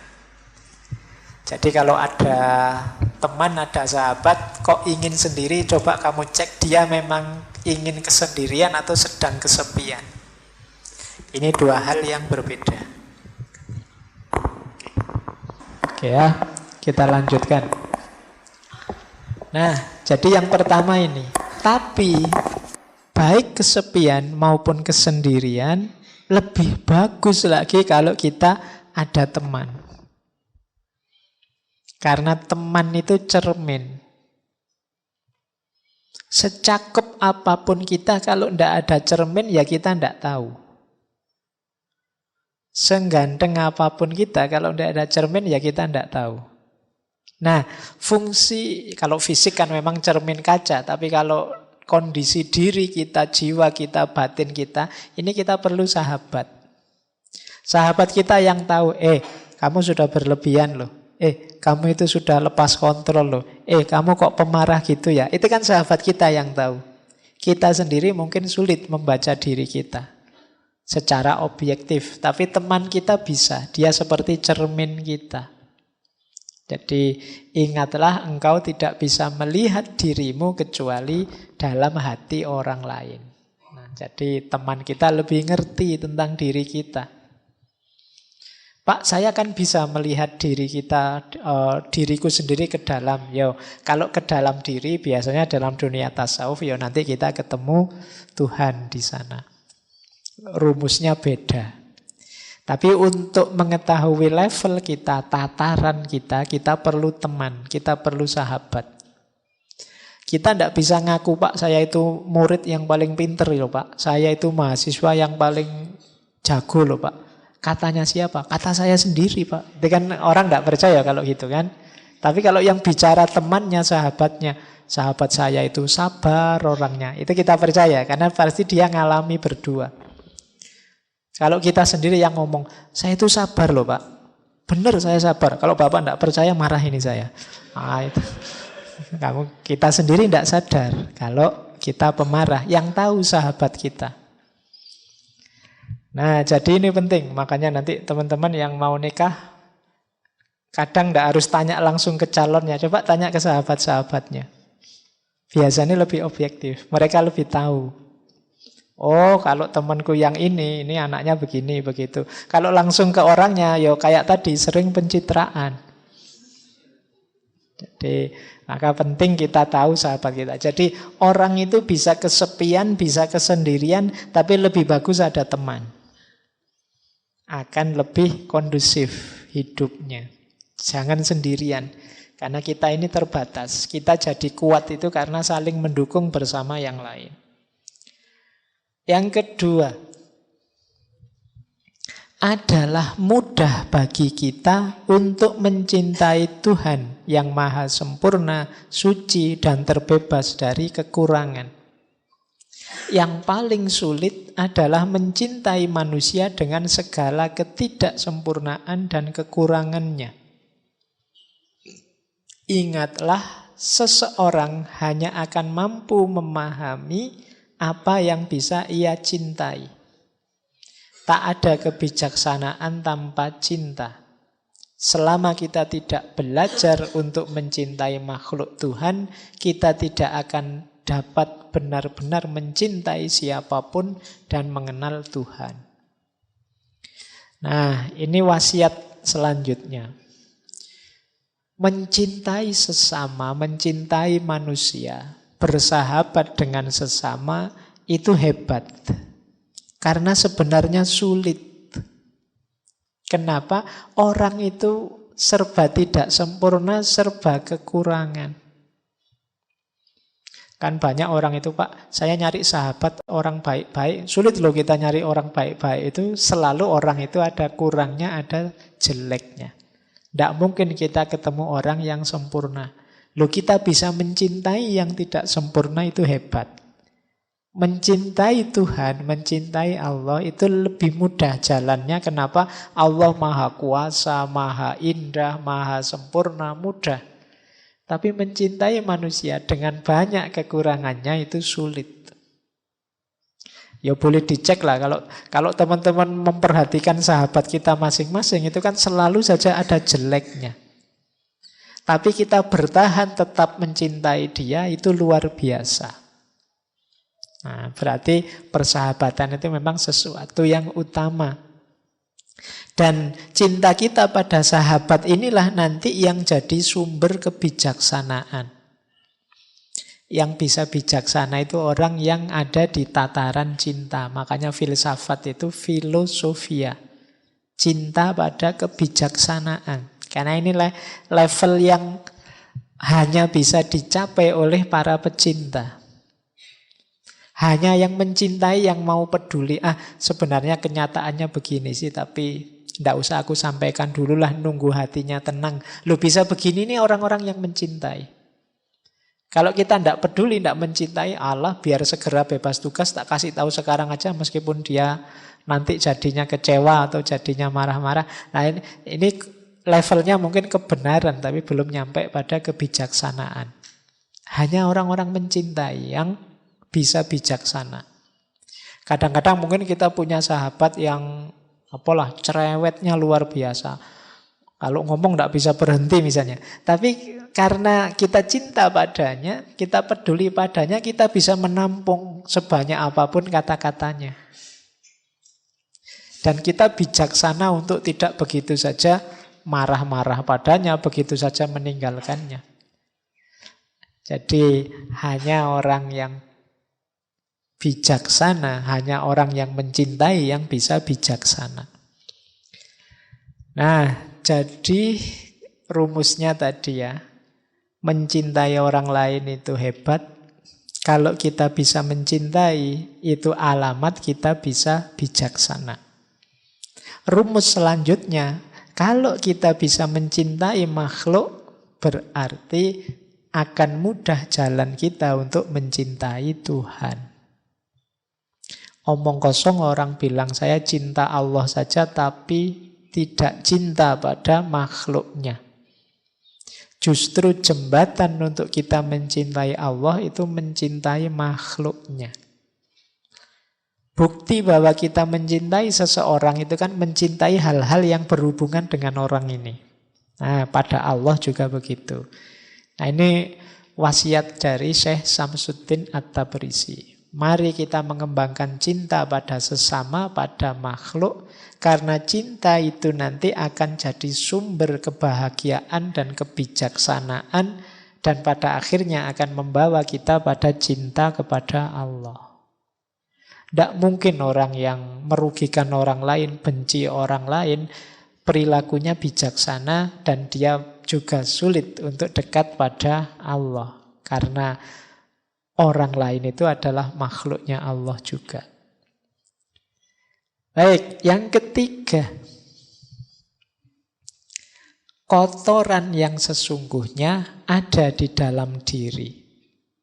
Ada kotoran yang tampak dan mudah dibersihkan, tetapi ada satu jenis kotoran yang sulit dibersihkan dengan air bening. Itulah kebencian dan fanatisme buta yang melekat dalam jiwa. Kita bisa membersihkan tubuh kita dengan menjalani hidup sederhana dan puasa, tetapi hanya cinta yang bisa membersihkan hati kita.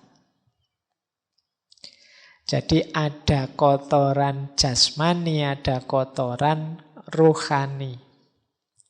Kotoran jasmani itu mudah kita bersihkan, ya antara lain hidup sederhana, puasa itu kan membersihkan fisik kita. Tapi kalau kotoran rohani, ini jalan untuk membersihkannya hanya cinta. Kotoran rohani, kata Syekh Syamsuddin At-Tabrisi, ada dua. Yang pertama kebencian, yang kedua fanatisme. Fanatisme ini jenis menduakan Allah dengan yang lain. Jadi keterikatan pada yang selain Allah, itu namanya fanatisme. Ini mengotori jiwa kita. Kebencian mengotori jiwa kita, fanatisme mengotori jiwa kita. Obatnya apa? Cinta. Jadi semoga teman-teman bolak-balik mendengarkan kata-kata cinta ini tidak malah bosen ya. Saya khawatirnya cinta lagi. Bosen Pak. Tidak apa-apa, ini harus diulang-ulang. Sampean bosan juga tidak apa-apa, paling tidak nanti masuk ke bawah sadarnya bahwa kita memerlukan banyak cinta untuk hidup ini. Adanya makhluk dan alam semesta ini ya juga buah dari cintanya Allah. Maka yuk, kalau masih ada kebencian, masih ada fanatisme, kita suka dengan sesuatu tidak masalah, kita memerlukan sesuatu tidak masalah, tapi semoga tidak jatuhnya fanatisme. Kita tidak cocok dengan sesuatu tidak masalah, kita tidak setuju dengan sesuatu juga tidak masalah, manusiawi, tapi semoga tidak sampai titik kebencian. Kalau sudah benci dan fanatik, itu jiwa kita kotor. Kalau dia kotor, sulit melihat kebenaran. Kalau kita sudah benci pada sesuatu atau seseorang, itu kan kebaikan atau kebenaran dari yang kita benci ini kan sudah tidak kelihatan lagi. Maka yuk, obatnya hanya cinta. Mari kita banyak mencintai. Lanjut. Yang keempat, Syekh Syamsuddin At-Tabrisi menasehati kita, jika seseorang ingin mengubah cara orang lain memperlakukan dirinya, maka lebih dulu dia harus mengubah cara dia memperlakukan dirinya. Bila dia tidak belajar untuk menyayangi diri sendiri setulus dan sepenuh hati, dia tidak mungkin dicintai. Bila dia telah mencapai tahap ini, berterima kasihlah atas segala duri yang telah ditancapkan orang lain pada dirinya. Itu pertanda dia akan segera dihujani dengan bunga mawar. Bagaimana mungkin seseorang bisa menyalahkan orang lain hanya karena mereka tidak menghormatinya, sedangkan dia sendiri tidak patut dihormati. Nah, ini mirip dengan kemarin-kemarin bahwa bersahabat dan mencintai sesama itu dasar awalnya adalah mencintai diri sendiri.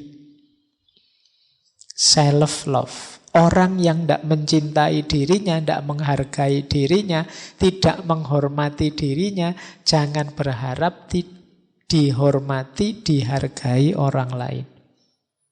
Kalau kita sudah kejam sama diri kita sendiri, orang lain akan melihat, oh berarti aku harus memperlakukan dirinya seperti itu. Kalau kita sukanya ngerokok, kan nanti orang akan menyuguhi kita rokok. Kalau kita sukanya kopi, orang akan menyuguh kita kopi. Jadi orang bersikap sebagaimana kita menyikapi diri kita sendiri. Maka kalau kita ingin, mbok orang itu jangan begitu, kalau pas ada saya kok terus disuguhi kopi sama rokok, sekali-sekali disuguhi susu apa-apa. Nah, orang bisa nyuguhi kita susu ketika mereka tahu, oh orang ini kebiasaannya tiap hari minum susu. Berarti apa? Yo, ayo ubah kebiasaanmu. Kalau ada orang tidak menghormatimu, coba kamu introspeksi, jangan-jangan memang selama ini aku tidak menghormati diriku. Sehingga orang terus menganggap, oh berarti seperti itu cara memperlakukan diri kita. Nah, berteman, bersahabat juga begitu. Wah ini sahabatku ini loh, nek ngomong kok nyelekit banget ya di depanku. Kemungkinan mungkin perilaku kita memang mengundang dia untuk nyelekit. Jadi ini kok mudah sekali ya maki-maki aku. Atau memang kelakuan kita memang makiable. Apa makiable itu? Iya, memang kita layak dipisui. Jadi karena kelakuan kita layak dipisui, ya akhirnya kita dipisui. Kalau ingin tidak dimaki-maki sama orang lain, ayo kita melakukan sesuatu yang tidak layak, tidak pantas. Kalau orang kayak gini dimaki-maki. Karena sebelumnya kelakuan kita memang gambarannya seperti itu. Jadi rumus persahabatannya ya dimulai dari cara kita memperlakukan diri kita. Nah, Pak, tapi saya sudah baik loh Pak memperlakukan diri kita dengan bagus. Kok ada orang yang memperlakukan diri kita dengan buruk tetap begitu? Tenang saja, bersyukurlah. Disitulah latihannya. Dia menancapkan duri, tapi di balik duri yang menancap itu pasti mawarnya ikut. Jadi di situ kita akan dapat banyak pelajaran. Disitulah dimulainya peningkatan kualitas diri kita. Alhamdulillah ada teman yang gampang maki-maki, mudah misuh-misuh. Sekarang mentalku kuat, tangguh. Tidak mudah baper misalnya. Kualitas diri kita meningkat. Meskipun sebelumnya mungkin sakit hati kita. Tapi sekarang tambah tangguh. Jadi di balik duri yang menancap, mawarnya ikut. Jadi rumus pertama berarti kita menghargai diri kita, memperlakukan diri kita secara baik, mencintai diri kita. Insya Allah orang lain melakukan hal yang setara pada kita. Kalau tidak, disitulah saatnya kita akan naik kelas. Kualitas diri kita meningkat dari ujian yang diberikan oleh sahabat kita tadi. Dari duri yang menancap, bunganya ikut mekar. Yang kelima, kita semua diciptakan menurut citranya. Dan pada saat yang sama, masing-masing kita diciptakan berbeda dan unik. Tidak ada orang yang sama. Tidak ada dua hati yang sama. Jika Tuhan ingin semua orang sama, maka Dia sudah akan menciptakannya demikian. Oleh karena itu, tidak menghargai perbedaan dan memaksakan pandanganmu terhadap orang lain sama saja dengan tidak menghargai keputusan Tuhan. Jadi ini hubungannya dengan kebencian tadi. Kalau kita tidak mampu mengedepankan cinta, mampunya benci membenci, kalau dipikir mendalam, hakikatnya kita sedang tidak meridhoi ketetapannya Allah. Kita tidak rela dengan keputusannya Tuhan. Jadi, wong kita itu hakikatnya semua ciptaan Tuhan, lah kok beda-beda, berarti Tuhan menginginkannya demikian. Kuasanya Allah, tidak ada orang itu yang sama persis apa-apanya. Bahkan yang kembar sekalipun ada bedanya. Nah, itu kuasanya Allah. Nah, sementara orang yang membenci itu ingin agar yang dibenci itu mbok jangan begitu. Mbok seperti aku saja, ingin semua orang sama. Dia tidak sadar bahwa, keputusannya Allah begitu memang, ada beda-beda. Maka dalam persahabatan itu bukan membangun persamaan, tapi membangun kebersamaan. Beda-beda tidak apa-apa. Dengan beda-beda itu kita saling mendukung, saling menguatkan. Jadi ini rumus persahabatan selanjutnya.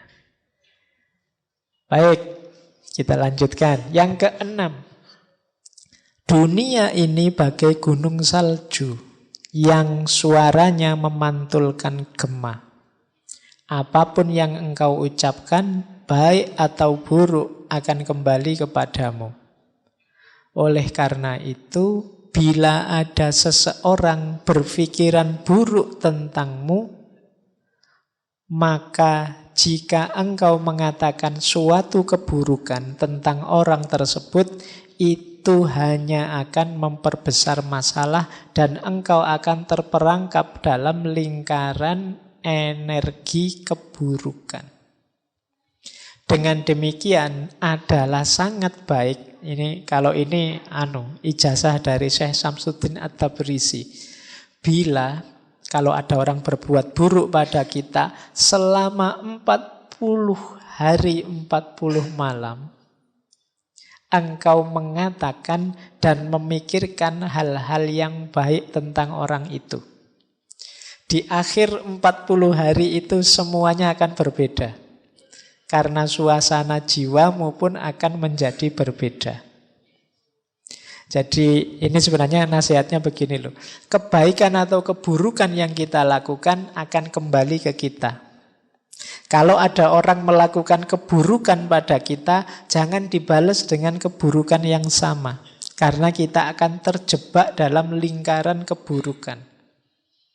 Balaslah tetap dengan kebaikan. Bahkan itu yang saya sebut ijazah tadi ya. Kalau ada orang kok sering ngomong jelek tentang kita, ayo dibales. Kata Syekh Syamsuddin, 40 hari 40 malam, ayo kita ngomong yang buruk, yang baik-baik tentang dia. Yang buruk-buruk lah podo wae. Kita ngomong yang baik-baik tentang dia, pikirkan yang baik-baik tentang dia. Setelah 40 hari akan ada keajaiban. Mungkin yang semula musuh bisa jadi teman. Ini semacam law of attraction. Kalau keburukan yang kita lakukan, ya keburukan yang akan hadir. Tapi kalau kebaikan yang kita ucapkan dan kita katakan, kita pikirkan, maka kebaikan juga yang akan hadir. Loh, kalau selama 40 hari kita ngomong yang baik-baik dan mikir yang baik-baik tentang seseorang, paling tidak kan kita sendiri yang terus jadi cinta padanya, tidak jadi benci. Energi kebencian tadi jadi berubah. Orang Jawa kan bilangnya tresno kuwi jalaran saka kulino. Kalau kita biasakan yang baik-baik, kita akan yang kita benci tadi lama-lama jadi kita suka. Apalagi sampai 40 hari. Pasti terus relasi kebencian akan berubah jadi relasi cinta. Yang ketujuh, di dunia ini bukanlah kesamaan atau keteraturan yang menggerakkan kita untuk maju ke depan, melainkan hal-hal yang bersifat kontradiksi yang nyata. Nah, ini yang terakhir ini harus agak hati-hati menjelaskannya. Dan semua yang bertentangan di dunia ini hadir dalam setiap diri kita. Oleh karena itu, seseorang yang beriman perlu bertemu dengan orang yang ingkar. Dan yang ingkar harus mengenal orang yang beriman yang teguh. Sampai masing-masing mencapai tahap paripurna. Keimanan merupakan proses bertahap yang memerlukan lawannya, yaitu kekufuran atau ketidakpercayaan. Ini kalau di filsafat namanya dialektika. Jadi kalau kalian ingin ngerti levelmu sejauh mana tataranmu, apakah engkau sudah pas, kamu perlu mencari antitesis. Counter example, mungkin kalau dalam penelitian ya. Jadi, misalnya, kalau kamu ingin menegaskan keimananmu kan kamu perlu, yang tidak beriman itu begini. Ini namanya hukum kontradiksi. Jadi, untuk tahu sesuatu itu ada kan kamu harus tahu yang tidak ada seperti apa. Untuk tahu sesuatu itu baik kan kamu harus tahu batas buruknya di mana. Ini namanya dialektika. Karena tidak mungkin semua orang baik atau semua orang kufur. Ini masing-masing orang ini saling jadi cermin seperti tadi. Maka tidak ada satupun ciptaannya Allah yang sia-sia. Kalau kalian tanya, kok ada ya ciptaan ini, ciptaan itu? Enggak, semuanya ada mainnya, ada manfaatnya. Mungkin kita yang muslim mengambil parameter, oh ini batasnya kekufuran. Nanti mungkin agama lain juga punya batasnya sendiri, punya dialektikanya sendiri. Ini gunanya berteman, berdialektika. Sampai nanti batas paripurna. Mungkin kita beriman akan semakin beriman, akan semakin beriman. Yang kufur dialektika dengan kita, lama-lama dia juga jadi beriman. Semua lama-lama jadi memuncak. Jadi ini kalau di psikologi mungkin law of polarity, law of contradiction. Jadi hukum kontradiksi. Semakin kalau kita ingin berkembang ya harus tahu antitesisnya. Yang nanti lahir sintesis. Semakin baik, semakin baik, semakin baik. Nah ini kalau yang terakhir ini perlu direnungi agak mendalam. Bahwa baik dan buruk itu sesuatu yang berpasangan. Bahwa hitam dan putih itu berpasangan. Bahwa siang dan malam itu berpasangan. Kepercayaan dan ketidakpercayaan juga pasangan. Nah, dialektika dua inilah yang membuat dunia ini berputar. Dunia ini berjalan. Baik, waktunya ya. Monggo yang mau selesai dulu ini karena menuntaskan tadi. Nah, itu saya nulisnya salah, itu harusnya Jalaluddin Rumi, malah tak tulis jenengku. Ya. Kalau lurus-lurus saja kalian tidak melek. Jadi harus saya tulis yang berbeda. Ini awalnya cover jadi harus jadi quotes. Kata Maulana Rumi, perpisahan hanyalah bagi yang mencintai dengan kedua matanya. Sedangkan dia yang mencintai dengan jiwa dan hatinya tidak mengenal kata perpisahan sama sekali. Jadi ya wis, kamu langsung nggak usah tak jelaskan ya, sudah ngerti maksudnya ya. Jadi ya, kalau masih ada diksi perpisahan, ya berarti memang batas cintanya masih di level fisik. LDR itu kan levelnya fisik. Tapi kalau rasa cinta itu sudah ke level jiwa dan hati, ya tidak ada perpisahan. Karena jiwa dan hati tidak terbatas ruang dan waktu. Tidak mungkin bisa berpisah. Kalau engkau sudah hadir di hatiku, dia masih ada di sini atau tidak kan tergantung aku. Meskipun engkau kawin dengan orang lain atau macam-macam, masih ada di hatiku kan. Tidak mungkin bisa hilang. Jadi perpisahan itu ya level fisik yang bisa. Kalau level jiwa dan hati sebenarnya tidak mengenal kata perpisahan. Apa bisa misalnya kalian, aku akan membuangmu dari pikiranku? Tidak bisa. Kecuali amnesia. Ya tetap akan ingat. Tidak mungkin tidak. Oh kita masih waras. Maka kata Rumi, tidaklah. Orang-orang yang saling mencintai, para sahabat yang saling mencintai itu tidak mungkin berpisah. Karena kalau tatarannya persahabatan itu mesti nyambungnya sudah jiwa dan hati. Tidak sekedar fisik. Baik, terakhir. Ada satu puisi yang saya suka. Ini mungkin tidak terlalu relate dengan persahabatan, tapi menurut saya penting. Menjadi manusia itu seperti rumah singgah. Setiap pagi ada yang hadir. Bahagia, kecewa, pahit, pikiran sesaat. Yang datang sebagai tetamu yang tidak diundang. Ucapkanlah selamat datang, sambutlah semuanya. Meskipun jika mereka adalah sekumpulan duka yang menghempaskan rumahmu seisinya. Mereka bisa membersihkanmu menjadi ketercerahan yang baru. Urusi setiap tamu dengan hormat. Pikiran gelap, aib, jahat, terima mereka di ambang pintu sambil tertawa. Suruhlah mereka masuk.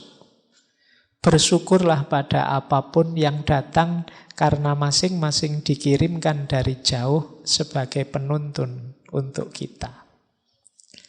Jadi kita ini, pahamilah diri kita ini seperti rumah singgah. Setiap hari berseliweran tamu-tamu yang masuk. Termasuk tamu yang mengecewakan, tamu yang menyedihkan, yang buruk, yang menyusahkan, dan lain sebagainya. Hargailah semua, sambutlah semua dengan gembira, karena semuanya adalah penuntun kita, pelajaran bagi kita untuk membuat kita tercerahkan. Peristiwa yang baik, alhamdulillah, nanti kita perkuat, kita ulang lagi. Peristiwa yang buruk, menyedihkan, menyusahkan, yang aib, yaitu jadi pelajaran kita untuk besok tidak kita ulang lagi, untuk kita jadikan pengingat dan pelajaran dalam hidup. Jadi hidup itu tidak mungkin flat, mesti bergelombang. Kadang enak, kadang tidak, kadang bagus, kadang tidak. Sambutlah semuanya dengan gembira. Semuanya adalah kendaraan kita untuk jadi lebih baik, untuk melahirkan ketercerahan yang baru. Oh iya Pak, saya kemarin pernah salah ini, tapi sekarang tidak lagi, saya sudah belajar. Saya kemarin ketabrak aib ini, tapi insya Allah nanti saya tidak akan mengulang itu lagi. Semuanya akan jadi pelajaran yang melahirkan ketercerahan baru.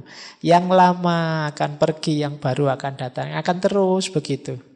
Karena hidup kita mirip rumah singgah. Baik, nanti mungkin setelah dari sini yang saya sampaikan tadi bisa diulang, direnungi lagi untuk meningkatkan kualitas hidup kita khususnya dengan sesama. Sengaja saya angkat bulan ini tema persahabatan. Paling tidak menyadarkan kita bahwa kita ini apapun yang terjadi, peristiwa apapun yang kita temui, jangan lupa bahwa kita sama-sama manusia yang perlu dukungan dan kebersamaan dengan yang lain. Baik, saya akhiri sekian. Kurang lebihnya mohon maaf.